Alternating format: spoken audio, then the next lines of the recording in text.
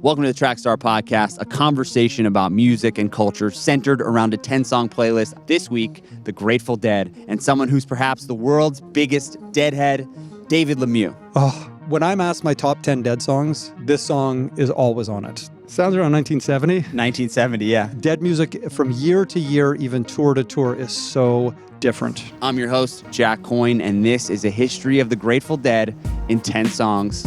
Roll the intro. Testing, 1, 2, 3. Check, check. You ready? I'm ready. Trackstar, let's go. I wish the world could be in these headphones right now. I'm on the show. How fun. We're off to a very hot start here.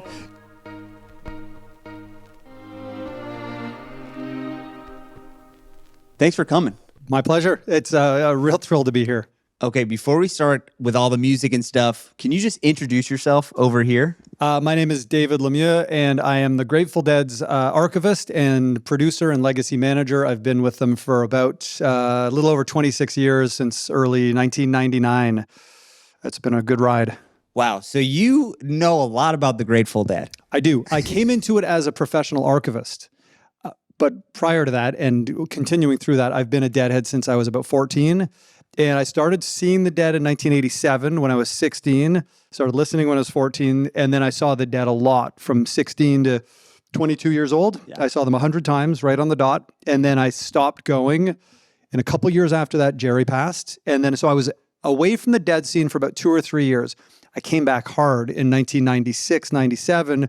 And I was in university. I did a master's in film archiving. And then the Dead hired me in early 99 to work on their video collection. Unreal. Yeah, as a Deadhead and a huge Deadhead. I mean, my daughter does great in school. I did not, because I was always on Dead tour. I was always broke because I was on Dead tour. And I went to Europe to see them. So I was coming from it from a place that it was deeply within, everything I was. And then to start working for them, but on a professional basis, I mean, it worked out well. I want to learn all about your career, but I think I want to spend a lot of time in this episode learning about the Grateful Dead and their legacy and their history. And sort of, we're going to try and do 10 songs that define who the Grateful Dead are. Okay. And through these 10 songs, learn as much as possible about why this band has had such a huge impact. This is the 60th anniversary of the Dead, and some might say they're bigger than ever. And the tagline we've been using this year is 60 years so far, because there is no end in sight for the interest in this band, for their legacy. There's a quote from Jerry Garcia that says, "Not everybody likes licorice, but the people who like licorice really like licorice." Yes, that's us. We're the licorice lovers. Absolutely. Should we get into some songs? Yes. Okay, first of 10 right here. These are for you. You just have to identify this song. This might be tricky for you as an expert, identifying this first one here. Before getting into the first song, a quick note on the early Dead. They formed in Palo Alto, California, outside of San Francisco. As David just mentioned, they were originally called the Warlocks. Phil Lesh joined the group in 1965, giving them their original lineup: Jerry Garcia on lead guitar and vocals, Bob Weir on rhythm guitar and vocals, Phil Lesh on bass, backing vocals, Bill Kreutzmann on drums, and Ron Pigpen McKernan on organ keyboards, harmonica, and vocals. After Lesh joined, they quickly changed their name from the Warlocks to the Grateful Dead after they realized there was another group already named the Warlocks. Mickey Hart would join as the second drummer in 1968, ushering in what's called the Primal Dead era. Hart and Kreutzmann were known as the Rhythm Devils. Tom Constantin also joined on keys in 1968, and another member of the band who didn't play, Robert Hunter, who worked closely with Jerry Garcia, writing lyrics for many of the band's most famous songs. Now, for the first song on our playlist, a song from the Primal Dead era. This is from 1968.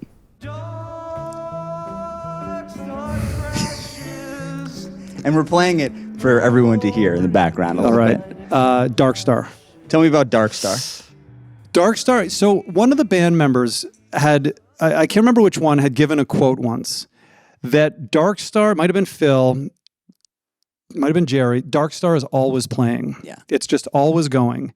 And when the Dead decide to play it on any given night, and it wasn't in the repertoire for many years, the Dead just kind of would dip into it, and they would follow along. It was generally 20 to 30 minutes. It was a beast. And I remember the first time I saw the Dead play Dark Star was New Year's Eve 1989. They just brought it back after a many years absence. And then the third song of the midnight set that went till like 2:30 a.m.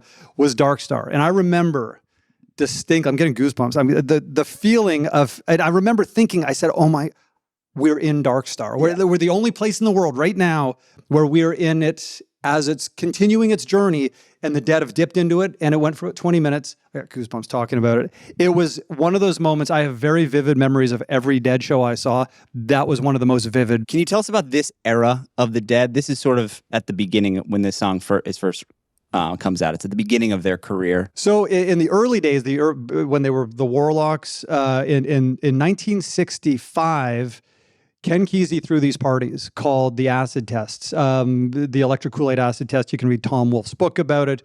And these were parties this is when LSD was legal. Yeah. This is before it became illegal in 1966. So Ken Kesey had been part of LSD experiments by the government at I believe Stanford. And it was to see what were I don't want to say mind control possibilities of this drug, but that's what it was. Yeah. So Ken would do it. And he said, man, this stuff is great. And, Ken was working on the hospital ward, and that's when he would dose, and that's when he wrote One Flew Over the Cuckoo's Nest, while he was tripping and watching these things unfold in front of him. So he threw these parties, and for a party, you need lights, and you need some visuals, and you also need some music. Uh-huh. So Ken was friends with Jerry and the Warlocks, and he said, hey, come and be the house band. So nobody went to see the Warlocks at these things. They went to party and trip at these acid tests, and over in the corner would be this band, the Warlocks, and the Grateful Dead, before they changed their name. So the Dead had the possibility. There was no pressure on them. Nobody paid to come see them at these things. So they could play or not. And they could play for an hour and then take a break and then be part of the party. So from that was 65 into 66. By 67, late 67, Mickey Hart joined the band. So now you have Dick Latvala, my predecessor, the Grateful Dead's original archivist. He called it Primal Dead. Yeah. And that's to me when Primal Dead really started, when you had Mickey and Billy on drums, and then Robert Hunter writing the songs. Robert Hunter wrote the lyrics to Dark Star and lots of other, a lot of the songs we're going to talk about. Exactly. Most of Jerry's songs. And then in mid-69, the Dead start bringing in more Americana music. And Jerry starts playing pedal steel guitar. Like, you think of psychedelic music, the last thing you think of is the most important instrument in a lot of country music, the pedal steel. That's what Jerry starts playing. So they start bringing in Americana, and they start bringing in a lot of the songs that would be on Workingman's Dead, which is the Americana Dead. Songs like Casey Jones and High Time. And then at 69 goes on Cumberland Blues and all those incredible songs, New Speedway Boogie, Uncle John's Band. Are you able to hear the differences in the sound from one year to the next or different eras, very clearly? Instantly, yeah. There's a podcast, a radio show called Guess the Year, I believe. There's a few things, I can hear there's two drummers, obviously, what the keyboard's doing, so that narrows it down. Who the recordist was, each recordist, the Dead had about maybe 4 or 5 recordists, very distinct recording styles. But performance-wise, they changed so dramatically year to year, and they generally changed tour to tour. And it's not a great skill, I don't think. I think a lot of Deadheads have this. Yeah. I think most of them do. That's why Guess the Year, it's a great thing. But I think for a lot of Deadheads, it's not that challenging because we've been living and breathing this stuff. And it is so different. That's the thing, is that Dead music from year to year, even tour to tour, is so different. Okay, I want to get into some of that stuff as we go further into the songs. It's incredible to watch David listen to a Grateful Dead song and be able to pin down exactly what time period it came from. But I think it speaks to the intense fandom of Grateful Dead fans and how unique their live concert-going experience is. We wanted to take a second to step outside the studio and speak to some other Dead fans about their experiences seeing this band live.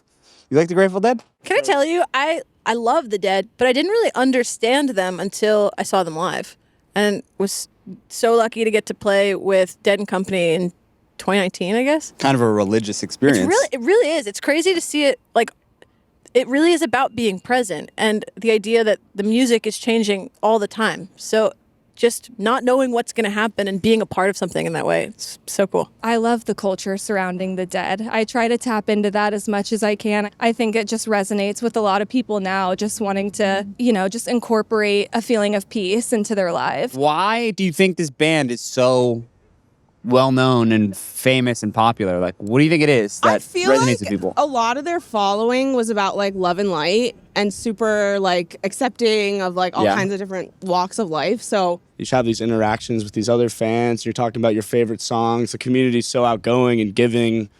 I've never come across anything like that. And I've been to plenty of concerts, but like that's just something that's so unique to the Dead that I've never seen before. And it's just everyone like so friendly. For song number 2 on the playlist, we're ushering in a new era for the Dead, what's sometimes known as the Americana era. 2 of the band's most famous and important albums come from this era, Workingman's Dead and American Beauty. These are the 2 records that I remember seeing the most around my house as a child, and they're 2 of my favorites. Interestingly, David picked 5 songs from these 2 albums and from this era for his definitive 10-song playlist, so this is really important. Let's go back to the studio. Driving that train, pound cocaine. Casey Jones, you better watch your... First, one of the first songs I ever heard. Yeah. So 1984, the music of 1984 didn't resonate with me. Duran Duran and Michael Jackson, it wasn't for me. So I ended up listening to a lot of Led Zeppelin and Pink Floyd and things like that. So I was listening to older music primarily, but I hadn't heard the Dead. And my brother comes back with a Grateful Dead record. It was a greatest hits record. So I said, oh, Grateful Dead, I think they're an older band too. Didn't know anything about them. Had no idea they were still playing, still around. And I put it on. It was called Skeletons from the Closet. It was their first big 1974 greatest hits album. And I loved it. So the next day I went out to a local record store in Ottawa, Canada, and I went to the Grateful Dead section. They had one record, and it was Workingman's Dead. And I raced home and I got it. I couldn't believe the cover was so cool. Put it on vinyl, of course. Uncle John's Band, all these songs, and Casey Jones is on it, and Driving That Train, High on Cocaine. And I listened to that album. It was over and over. It was like, flipping a pancake. I just kept listening and flipping it. And the song, they debuted it in mid-1969, and they didn't release it for a full year until June of 70 when they released Workingman's Dead. And it was a hit song. I mean, that album, I think it was Rolling Stone's album of the year. And if you look over the last 50 years, 55 years of Rolling Stone's albums of the year, like them or not, they're generally pretty great albums. And that's what Rolling Stone in their third year thought of this album, is that it was the greatest album of 1970. And I feel it's 8 songs. I get asked a lot, what's my favorite Grateful Dead record? Yeah. And it kind of goes back and forth, but I most often fall on Workingman's Dead. And I don't know if it's the 8 songs themselves or it's because of it being the first record I bought. And then within a year, I think I had most of the records, minus maybe 4 or 5. And it was fun to seek those out, as any collector would do. But Casey Jones was a song that when you hear it live in 1970 on a tape, 1974, you can hear the energy of the crowd. Like I saw the Dead 100 times. I only saw them play it once because they dropped it from the repertoire in the mid 80s. And I happened to be at the show in 93 where they played the final version of it, and then they dropped it again. And that's the way, to me, that was one of the thrills of seeing the Dead. You never knew what they were going to play night to night, but you also never knew what they were going to bring back that they hadn't played in 18 years. I want to pull up, let's see if we have another version of it here and see if you can tell us where this is from.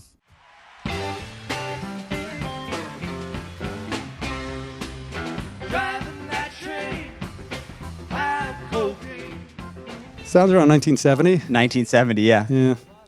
This is from the Fillmore East. It sure in is. 1970. Yep. Fillmore East, just down the street. Yeah. Not far from here. Not far. I like anything from the Fillmore East. Generally, the Dead played exceptionally well there. Yeah. It was their home away from home. Bill Graham ran it. He was a good friend of the Dead's. And when they played there, boy, did they ever play well. This is from a record called Dick's Picks, Volume 4. One of the classics. Yeah. So back in the tape trading days, everybody starts somewhere. And for most people, if you ask them what were the first 20 or 30 tapes they got, the Fillmore E-shows in February 70, which 20, 30 years later became Dick's Picks Volume 4 in around 1995, 96. When did you make the transition from the studio albums to the tapes? Immediately. Yep. So again, talk about older brothers. My friend Danny, who I saw my first Dead show with, his older brother had a collection of a couple of hundred Dead tapes. So I would buy a box of blank tapes, the Maxell XL2s, and I'd bring them over to Terry's house, and Terry would make me these dubs. And so I'd bring him 10 tapes. A week later, he'd call me up. Oh, they're done. You got 2 tape decks lined, wired in.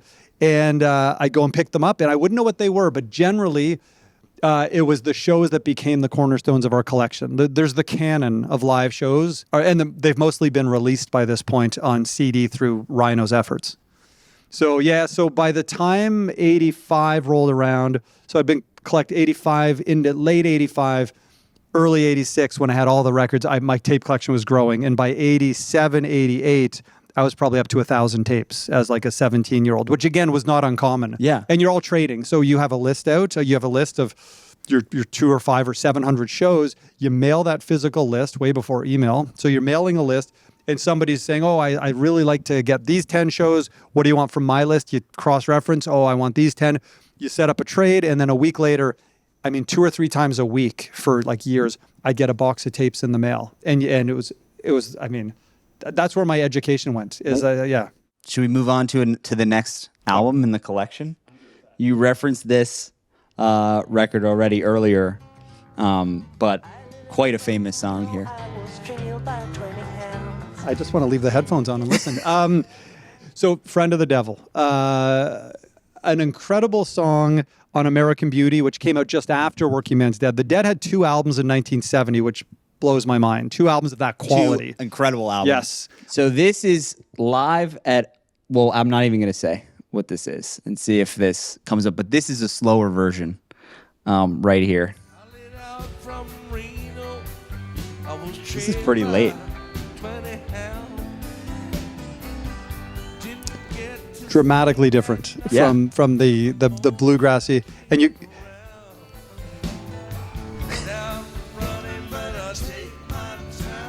Oh, could listen to it all day. Brent on keyboards. So Brent joined the band in 1979, and Keith Godchaux had been on keyboards since 71. Keith and Donna, his wife, she was the singer, the backup singer in the band, and sang lead on a few songs.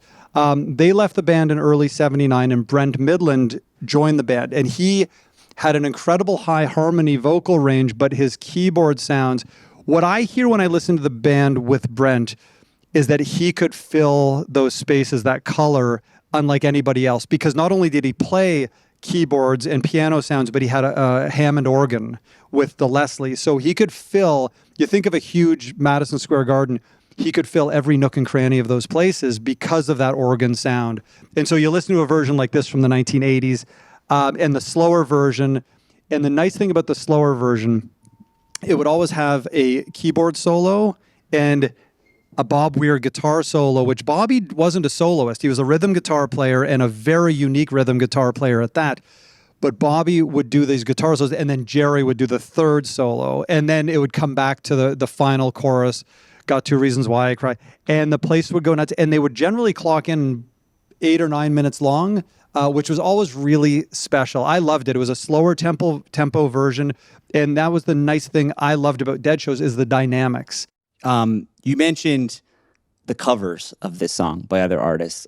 I read somewhere that Robert Hunter said this is the closest they have to a standard in their catalog. It's a song that a lot of other people have played. You know, I would say so. And Noah Kahn, as big as they come nowadays, my daughter and I went to Music Cares in early 2025 to see the Grateful Dead be honored as Music Cares Artist of the Year. And Noah Kahn, this was the song that he played. And he played with Bella Fleck and Rick from Goose and Phil's son Graham. It was, and Don was on bass. So yeah, I'm gonna take my time, a friend of the devil is a friend of mine. If I get home before daylight, I might just get some sleep tonight. So it was an incredible performance. And everybody I find who does it and who does it well, it's like they own it, and it's like they're living it as well. So I've heard more great covers of "Friend of the Devil" than any other Dead song, because it's a song that anybody can play. You know, rock and roll, bluegrass, country. It's a song that, you know, my mom will hear it and say, "That's a great song." Is that Grateful Dead? Okay, we got another one. There's 4 songs on here from the same album, Probably all from American Beauty.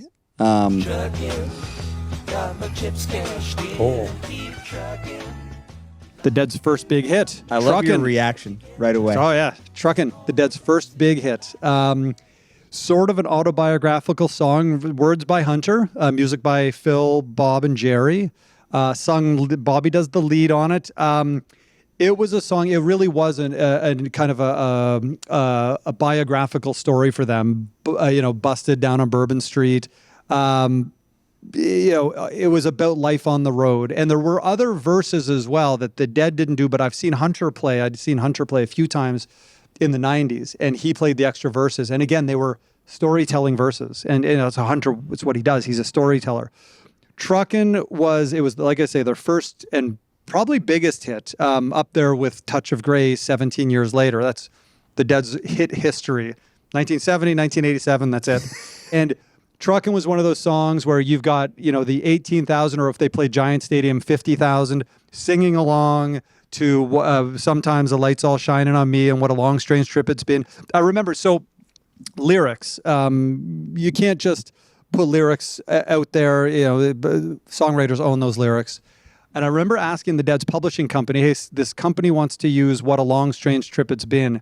What do we do about this? He said, you know, at this point, it's pretty much public domain. And, you know, and that's not on the record to say that, but it's so well known. And I remember there's a show from 1973, 3 years after the song came out, where they're singing and they sing the chorus, What a Long Strange Trip It's Been. And Phil ad-libs, Howard Cosell said that. So apparently Howard Cosell on ABC Sports NFL Football Night had said, What a Long Strange Trip It's Been in 1973. So it's the ubiquitous Grateful Dead song.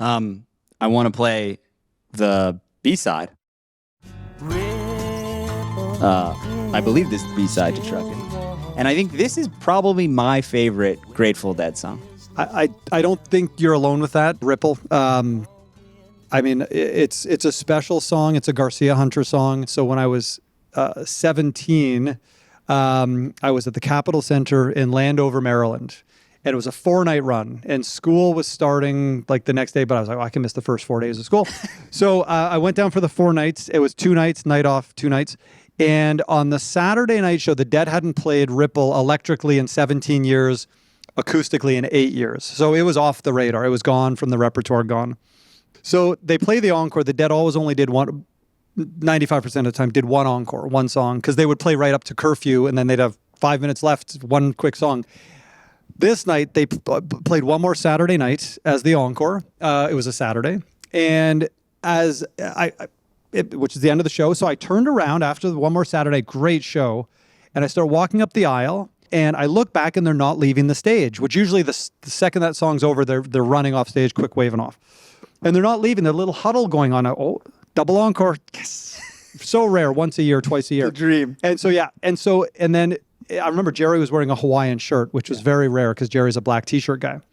And all of a sudden, Jerry's standing there and he opens with those notes we just heard, the Ripple opening. And the place goes silent until they realize what it was. And then the explosion happens when they realize, and then Jerry sings, If My Words Could Go, and the place went nuts, and then it went quiet so we could hear him sing.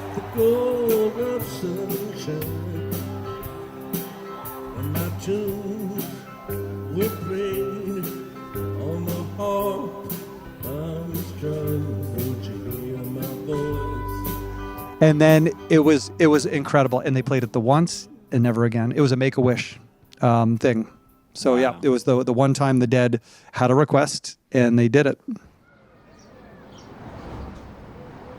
This part of the conversation with David got me thinking about other times I've played Ripple on Trackstar. So we were in the office, we looked at the archives, and I remembered that when we were in Birmingham, Alabama, we met this woman named Mimi on Instagram. Mimi, you're a legend. We love you.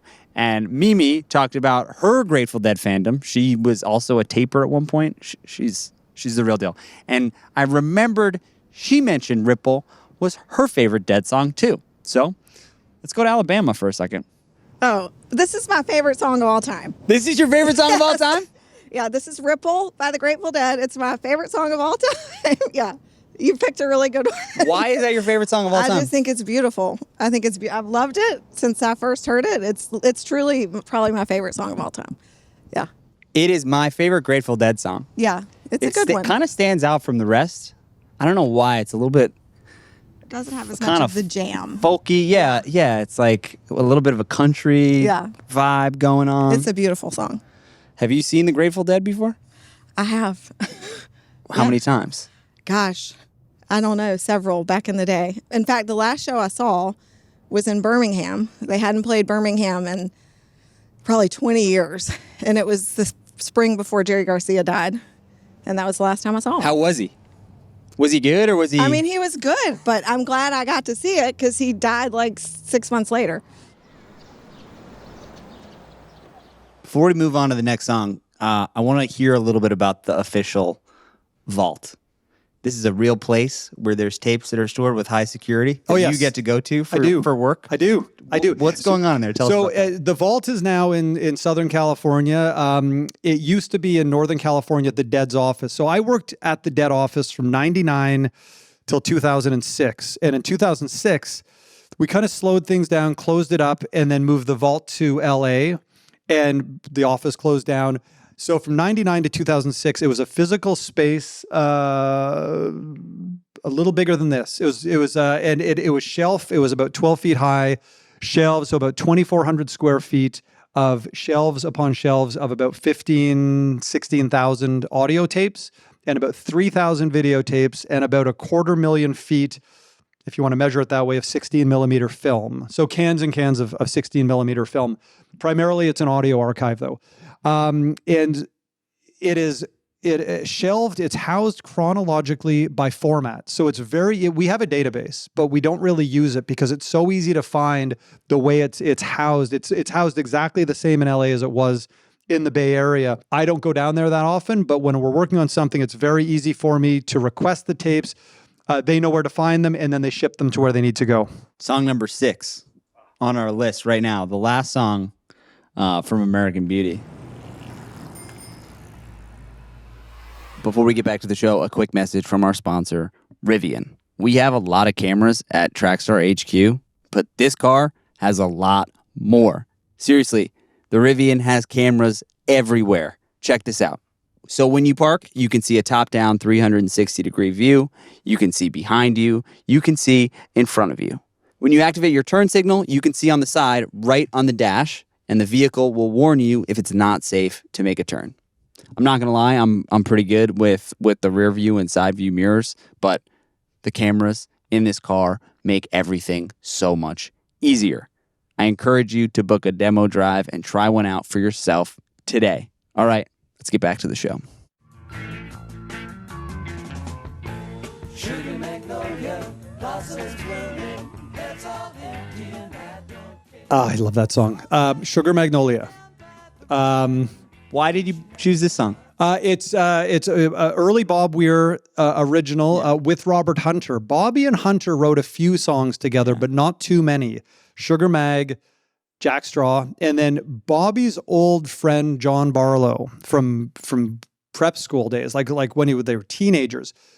Bobby and Barlow started writing songs together, and Hunter said to Barlow, you can have him, because Hunter worked incredibly well with Garcia.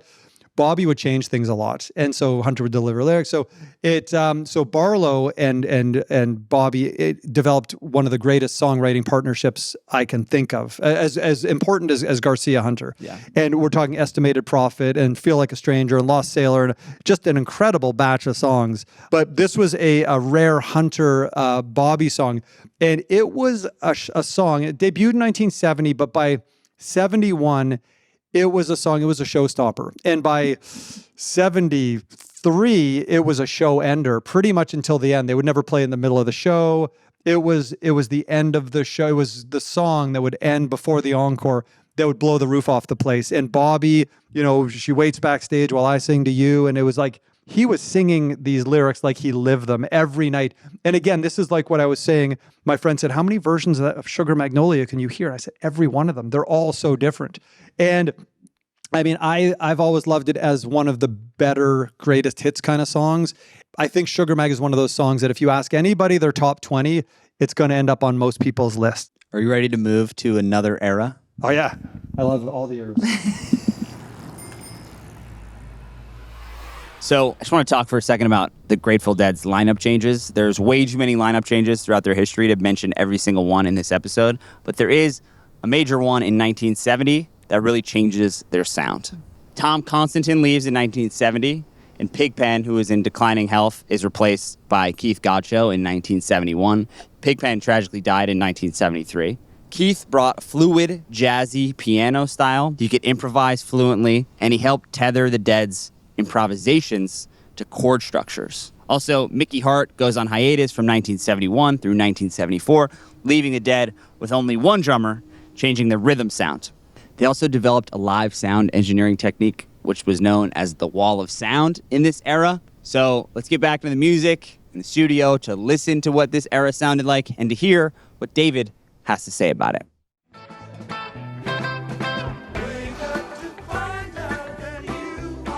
Oh. Okay, when I'm asked my top 10 Dead songs, it fluctuates. This song is always on it. Why? I love the lyric. I love the jazziness of it. I love the space between verses and hearing what the band could do with those spaces. Yeah. Jerry in particular. I like the jam that would come out of it. 1973-74 in particular. The song debuted February 9th of 73 at Stanford University. And when the Dead, there's a famous version with Branford Marsalis from Nassau Coliseum in Long Island.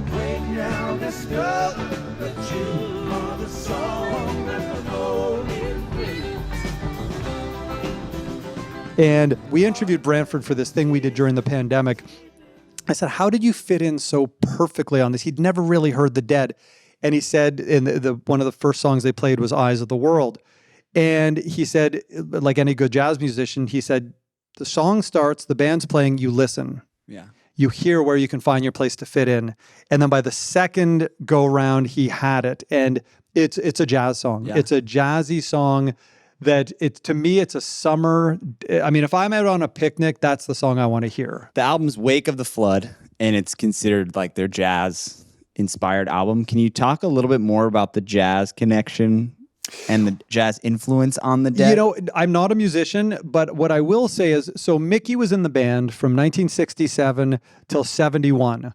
So if you think of Live Dead and Anthem of the Sun, Aoxomoxoa, Workingman's Dead, American Beauty, Mickey's in that version of the band. Mickey left in February of 1971 for about 3 years. He came back, thankfully. When they came back in 76, he was back for good. He was back for the Blues for Allah album, 1975. But when he left the band, and Keith had now been in the band, or was about to join the band, and Keith came from a very jazzy background on piano. Keith was a grand piano player. Pigpen was an organ player. So Pigpen took some time off to get healthy. So Keith joins the band on grand piano primarily, and with one drummer. I call it the turn on a dime Grateful Dead, which is, when I listen to jazz, that's what I hear. I hear the jazz band turning on a dime, is that the swing. I can't imagine a jazz band like hearing Miles and maybe not Bitches Brew, but before that with two drummers, because it's a different version of the band. Did Miles Davis open for the Dead at one point? He did a 4-night run, and it was the Bitches Brew Miles Davis. It was that version, and it was they've released the Miles Estate has released a couple of those shows, and that was very a defining moment for Phil in particular. He told me that it was shows in April of 1970, 4-night run at the Fillmore West, and the band watched this Miles Davis band like, I mean, how do we follow this?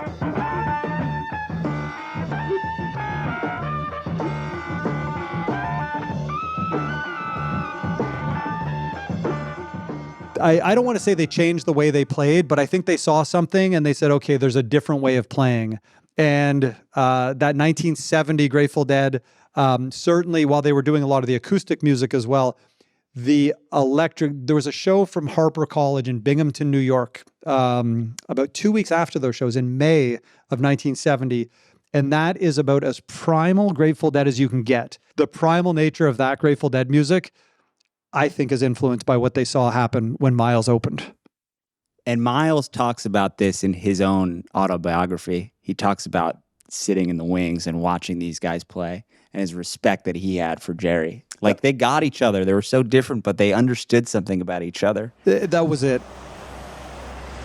So check this out. This is the Miles Davis autobiography I was talking about that I read. I want to read some of the section where he talks about his interactions with the Grateful Dead, because it's interesting to hear in his own voice.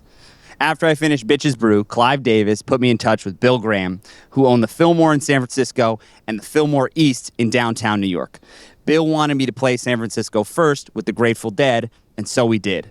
That was an eye-opening concert for me because there were about 5,000 people there that night, mostly young white hippies, and they hadn't hardly heard of me if they had heard of me at all. We opened for the Grateful Dead, but another group came before us. The place was packed with these real spacey, high white people, and when we first started playing, people were walking around and talking. But after a while, they got all quiet and really got into the music. I played a little of something like Sketches of Spain, and then we went into the Bitches Brew shit, and that really blew them out. After that concert, every time I would play out there in San Francisco, a lot of young white people showed up at the gigs. So it's through Bill that I met the Grateful Dead. Jerry Garcia, their guitar player, and I hit it off great, talking about music, what they liked and what I liked, and I think we all learned something. Grew some. Jerry Garcia loved jazz, and I found out that he loved my music and had been listening to it for a long time. He loved other jazz musicians too, like Ornette Coleman and Bill Evans. And that's the extent of his talking about the Grateful Dead. This whole book, if you haven't read it, I highly recommend. Fascinating read. Let's go back to the studio. Song number 8 from 1974. Scarlet Begonias. Scarlet Begonias. Yep, from Mars Hotel. Yes. Another one of the so they did two albums, studio records, without Mickey, and that was Wake of the Flood. We heard Eyes of the World, and from the Mars Hotel, 1974. Scarlet Begonias, I love it. Debuted in 1974, played consistently right through the end till 95. In 1977, when the Grateful Dead introduced Fire on the Mountain into the repertoire, they joined the two songs. So Scarlet Begonias is often referred to in the same breath as Fire on the Mountain, Scarlet Fire, because they were joined together. Sort of the way the Dead had a couple songs like that, China Cat Sunflower and I Know You Rider. Scarlet Begonias, I find one of the most uplifting, joyous Grateful Dead songs. It's one of those songs that when I used to see it live in concert, I mean, everybody's dancing at a Dead show. Everybody's extra dancing during. It reminds me a lot of the same vibe as Sugar Magnolia. There's a term called the Wall of Sound. Yes. This is part of the Wall of Sound era. Yes. What does that mean? We're not talking about Phil Spector. We are not talking about Phil Spector. We'll never talk about Phil Spector. The Wall of Sound was a sound system the Grateful Dead developed that I remember asking someone, I said, hey, what was, because I mean, I've seen a lot of concerts in the 80s, 90s, 2000s. What was concert sound like in the 70s? They said it wasn't great. The only two bands that put effort into it, like really cared, were Pink Floyd and the Grateful Dead.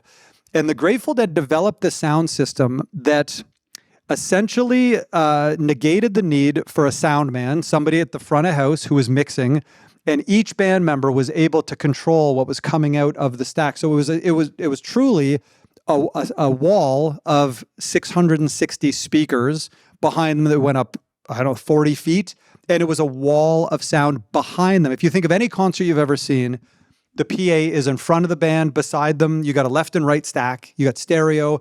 If you close your eyes, you're going to hear stereo sound. If you listen to a soundboard recording, you're going to get clear left and right. But those two stacks of speakers are there and there. The wall of sound was a complete wall of sound where you're going to get Bob's guitar out of there, the piano cluster, the vocal cluster. everything was controlled by the band members themselves. So it was a sound system. First of all, it unfortunately meant the Dead could only play big places. They could play arenas or stadiums, no more theaters. So they only used it from March 23rd, 74, and they played with the Wall of Sound until October 20th, 1974, when they decided to take 2 years off.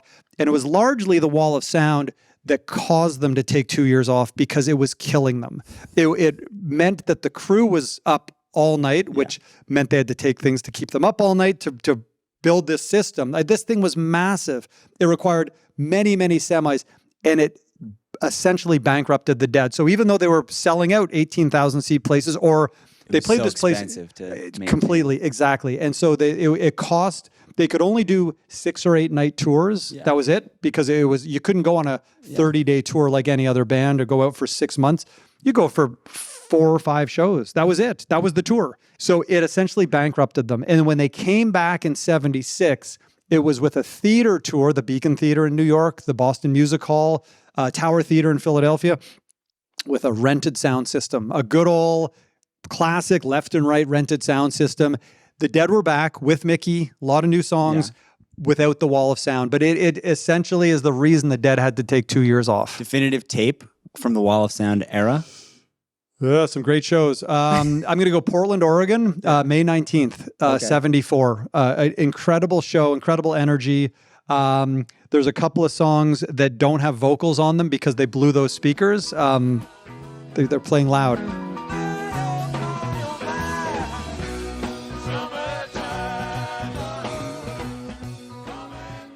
And the nice thing about the Wall of Sound, I never saw it.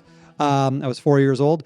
But from what I heard, any venue, whether you were in the best seat or the worst seat, you got crystal clear sound, loud sound, but no distortion. So every single sound, you go to any concert, you can't hear anything. You can't make out the lyrics. It's just a mush of sound. The Wall of Sound, everything, even up there when you're in a big arena, was crystal clear. And Phil said, there's the Grateful Dead documentary, Long Strange Trip. They interview Phil. I said, tell us about the Wall of Sound. And he just goes, I loved the Wall of Sound. And as a Deadhead who's listened to tapes, I love the Wall of Sound too. Okay, 2 more songs. For the next song, we're getting into another Grateful Dead era. We have a song from 1977. What you're going to hear here is a little bit more prog rock influence. Also, Mickey Hart is back in the lineup, so you're going to hear 2 drummers again. This is one of the most interesting Grateful Dead compositions and more of a polished studio sound. Check this out. Inspiration, move me brightly. Light the song. Sounds 78-ish, maybe, I don't know. 1978. There you go. 78. Yep, Red Rocks. Yep. First shows at Red Rocks. They played 2 nights in July, and then they went back in August for 2 more at Red Rocks. Terrapin Station. Yeah. Unlike any other song the Dead ever played. And it's an interesting song because generally the way Hunter and Garcia worked is Hunter would write lyrics and hand Jerry every once in a while a stack of lyrics. And Jerry would go through them and go, yeah, no. And then Jerry would find the 4 or 5, and that would be the new batch of songs. At any given time, that's how they did it. In late 76, early 77, Jerry was working on, it's interesting, the Grateful Dead movie, which came out in 1977. Jerry spent 75, 76 editing the thing. One of the editors told me that while he was editing, Jerry would go out on the back porch at the edit house in Mill Valley, California, and he was playing this riff over and over, and it was Terrapin Station. So Jerry's playing this, creating this song with no lyric. Hunter, meanwhile, is writing this lyric across the bay, the same month, the same time. Jerry's got this piece of music that's an expansive, huge piece. Hunter gives him this lyric. He goes, oh my gosh, this is the music I've been writing. So it came together very differently.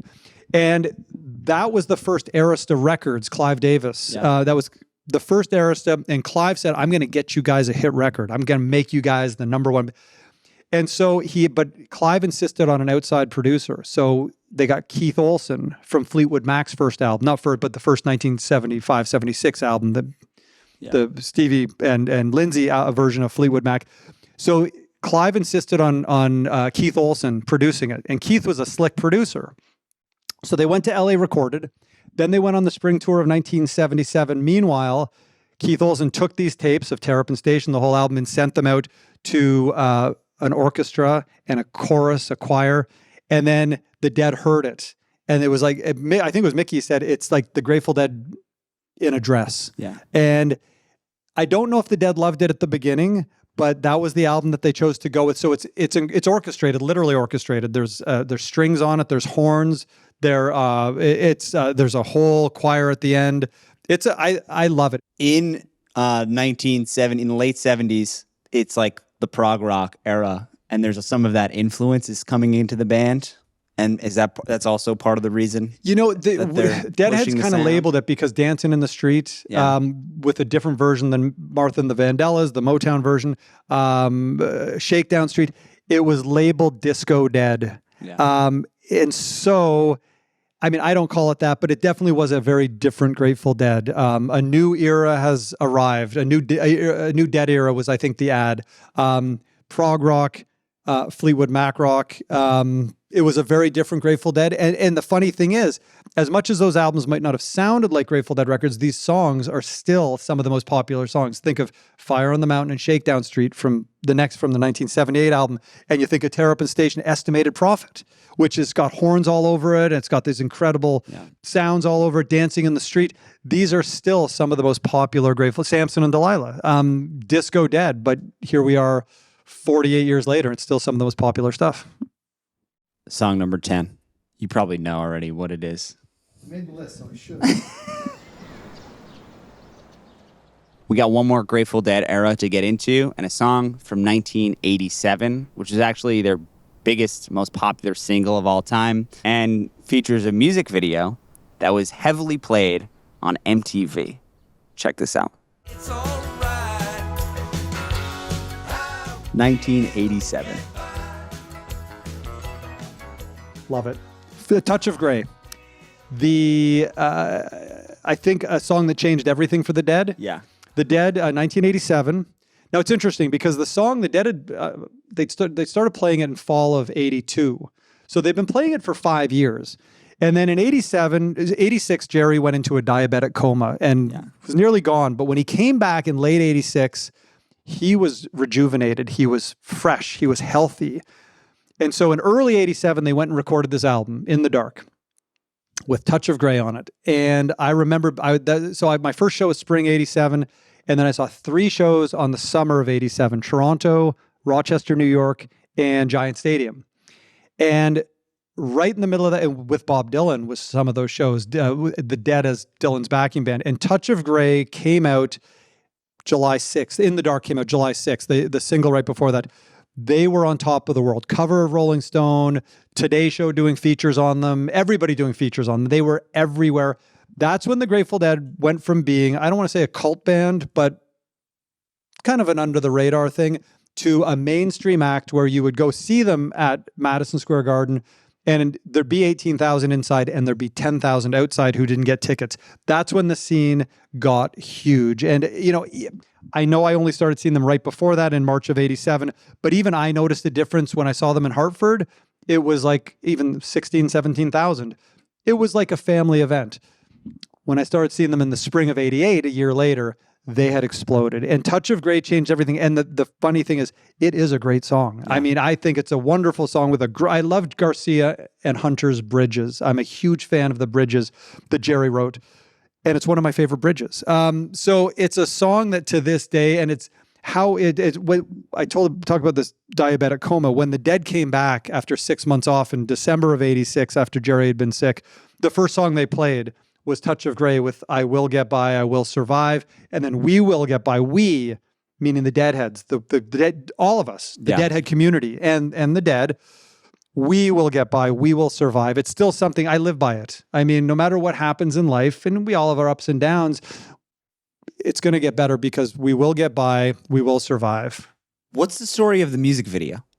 Gary Gutierrez, the Grateful Dead movie, which opens with a great animated sequence. a terrific 7 or 8 minute piece of animation by Gary Gutierrez. Yeah. He was an animator. He did he worked very closely with Francis Ford Coppola on a lot of opening sequences of movies, not just by Coppola. He did The Right Stuff. He did so many great things.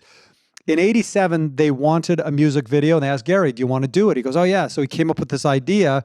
And what it was, the Dead had played at Laguna Seca in Monterey, California. And when the show was done, they said, hey, anybody who's camping in the parking lot, come back at midnight or 10 p.m. We're going to shoot a music video. And they go, oh, so all these Deadheads came back. A lot of my friends went. And they got to watch. It took 3 or 4 hours, middle of the night. And they shot this music video where it was skeletons as kind of marionettes. And they turn into the live Grateful Dead.